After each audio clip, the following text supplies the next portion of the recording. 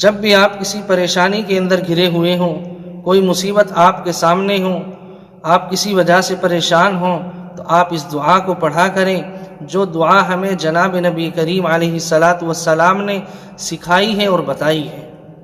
हदीस शरीफ के अंदर आता है, अल्लाह के नबी अलैहिस्सलातु वस्सलाम ने सहाबा रज़ी अल्लाह अन्हुम अजमईन से अर्ज़ किया कि क्या मैं तुम्हें ऐसे कलिमात ना बताऊं जिनके पढ़ने से अल्लाह तबारक व तआला आपकी तमाम परेशानियों को, मुश्किलात को दूर फरमाएगा। सहाबा ने अर्ज़ किया कि या रसूल अल्लाह, भला क्यों नहीं।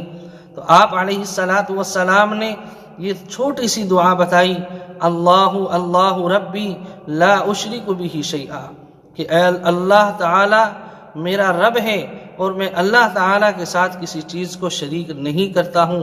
आप जब भी किसी परेशानी के अंदर हों, इस दुआ को पढ़ा करें, इंशाअल्लाह अल्लाह ताला आपकी हिफाजत फरमाए।